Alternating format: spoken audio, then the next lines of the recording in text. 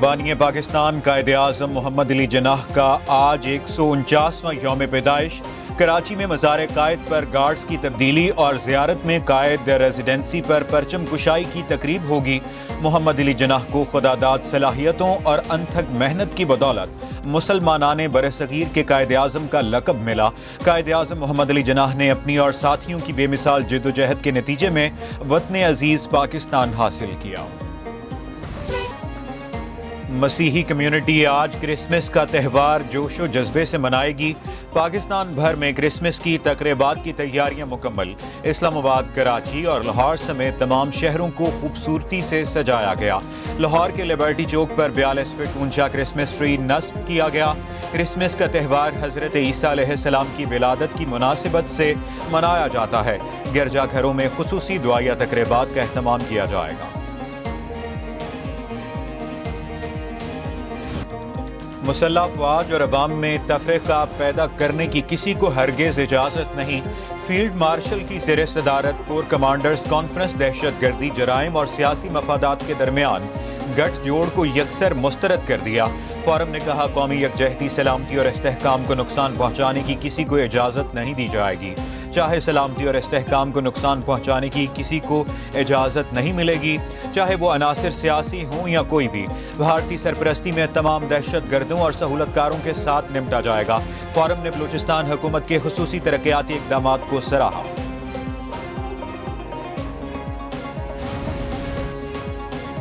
حکومت اور فوج کی کوششوں اور عوامی حمایت کے باعث ملک استحکام، وسیع تر مواقع اور عزت و وقار کی طرف بڑھ رہا ہے۔ آرمی چیف اور chief of defence forces field marshal Syed Asim Munir کا کور کمانڈرز کانفرنس سے خطاب۔ مسلح افواج کی جرأت، پیشہ ورانہ مہارت اور قربانیوں کو خراج تحسین پیش کیا۔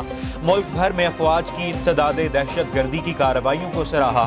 آئی ایس پی آر کے مطابق فورم نے اندرونی اور بیرونی سلامتی کی صورتحال کا جامع جائزہ لیتے ہوئے ملک کو درپیش خطرات کے پیش نظر آپریشنل تیاریوں پر زور دیا۔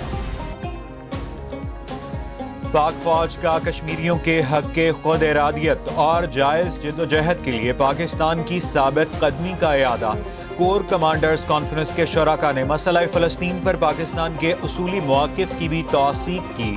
غزہ میں فوری اور مستقل جنگ بندی، بلا رکاوٹ انسانی رسائی اور فلسطینی ریاست کے لیے قابل اعتماد راستے کا مطالبہ۔ فیلڈ مارشل نے روایتی، غیر روایتی، ہائبرڈ اور غیر متناسب چیلنجز کا مقابلہ کرنے کے لیے افواج پاکستان نے ہندوستان کو وہ سبق سکھایا جو ساری عمر یاد رکھے گا۔ کشمیریوں کے خون سے مقبوضہ وادی سرخ ہے۔ وہ دن ضرور آئے گا جب مقبوضہ کشمیر آزاد ہوگا۔ پاکستان اور کشمیر کو دنیا کے نقشے پر عظیم بنائیں گے۔ وزیر اعظم شہباز شریف کا مظفر آباد میں تقریب سے خطاب۔ کہا، نوجوانوں کو جدید تعلیم اور ٹیکنالوجی فراہم کرنا اولین ترجیح ہے۔ میرٹ کو ترجیح دی، ایک بھی لیپ ٹاپ سفارش پر نہیں دیا گیا۔ وزیر اعظم کا آزاد کشمیر میں دانش یونیورسٹی بنانے کا اعلان۔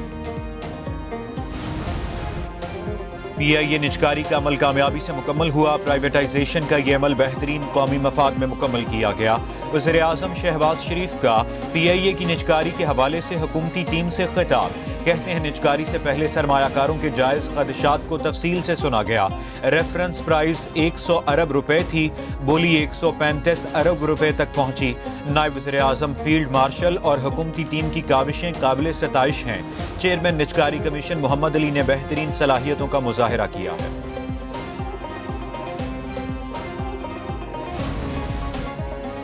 وفاقی کابینہ نے پی آئی اے کی نجکاری کی توثیق کر دی۔ پی آئی اے نجکاری کے تمام مراحل خشک، اسلوبی اور شفاف طریقے سے مکمل ہونے پر اظہار اطمینان۔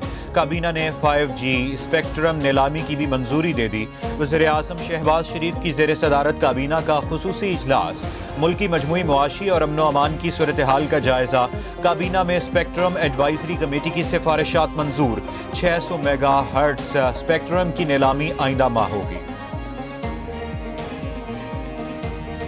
پی آئی اے کی نجکاری سے 10 نہیں 55 ارب روپے کا ریونیو ملے گا۔ باقی 25% شیئرز کی فروخت سے بھی 45 ارب ملیں گے۔ مشیر نجکاری محمد علی کی پریس کانفرنس۔ کہا، قومی ایئر لائن کو نہ بیچتے تو 2 سال بعد طیارے اڑان بھی نہ بھر پاتے۔ 10 سال میں 500 ارب کا نقصان ہوا۔ فیلڈ مارشل سید عاصم منیر نے نجکاری کے عمل میں اہم کردار ادا کیا۔ وزیر اطلاعات عطا اللہ تارڑ بولے، پی آئی اے کی نجکاری سے اب قومی خزانے پر بوجھ نہیں پڑے گا، عوام کا پیسہ پی آئی اے کا نقصان پورا کرنے کے لیے استعمال نہیں ہوگا۔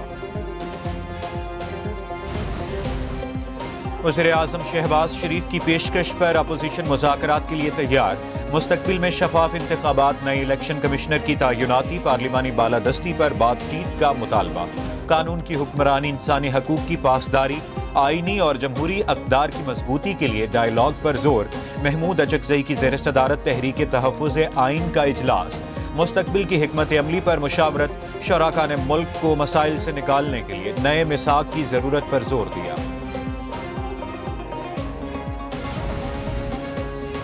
متحدہ عرب امارات کے صدر محمد بن زائد ال نہیان 26 دسمبر کو پاکستان پہنچیں گے۔ ترجمان دفتر خارجہ کے مطابق محمد بن زائد کے ہمراہ وزراء اور اعلیٰ حکام کا وفد بھی ہوگا۔ یو اے ای کے صدر کی وزیر اعظم شہباز شریف سے ملاقات ہوگی۔ دو طرفہ تعلقات کے تمام پہلوؤں اور علاقائی اور عالمی امور پر تبادلہ خیال کیا جائے گا۔ دورہ تجارت، سرمایہ کاری، توانائی اور دیگر شعبوں میں تعاون بڑھانے میں مددگار ثابت ہوگا۔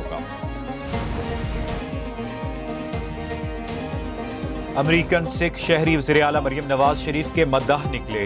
سکھ آف امریکہ تنظیم کے وفد کی ملاقات، وزیر اعلیٰ کی پنجاب میں گفتگو ہوئی۔ سکھ رہنما نے مریم نواز کے عوامی فلاحی منصوبوں کو سراہا۔ وفد نے اقلیتوں کے حقوق اور تحفظ کے اقدامات کی تعریف کی۔ وزیر اعلیٰ نے کہا، سکھ برادری کا مقدس مقامات سے تعلق اور پاکستان سے اٹوٹ رشتہ ہے۔ سکھ بھائیوں نے ہمیشہ خیر سگالی کا مظاہرہ کیا۔ گردوارہ کرتارپور دنیا کے لیے پاکستان کا امن کا پیغام ہے۔ وزیر اعلیٰ سندھ کی زیر صدارت ایشین ڈیولپمنٹ بینک کی تعاون سے منصوبوں پر اجلاس، صوبائی وزراء عذرا پچوہو، سردار شاہ جامشورو، ذوالفقار شاہ اور دیگر کی شرکت۔ مراد علی شاہ کا ترقیاتی تعاون کے حجم پر اطمینان کا اظہار، تیز عمل درآمد پر زور۔ بریفنگ میں بتایا گیا، اے ڈی بی کے سندھ میں 5 منصوبے جاری ہیں۔ اے ڈی بی کی مجموعی سرمایہ کاری $1.319 ارب ہے۔ صدر مملکت آصف علی زرداری کی عراق کا سرکاری دورہ مکمل کر کے وطن واپسی۔ ڈاکٹر حسین العیساوی صدر مجلس محافظہ نجف نے رخصت کیا۔ صدر پاکستان نے دورے میں عراقی ہم منصب اور وزیر اعظم سے ملاقاتیں کی۔ صدر مملکت کی نجف اور کربلا کے گورنر سے بھی ملاقاتیں ہوئیں۔ باہمی تعاون اور روابط کے فروغ پر تبادلہ خیال۔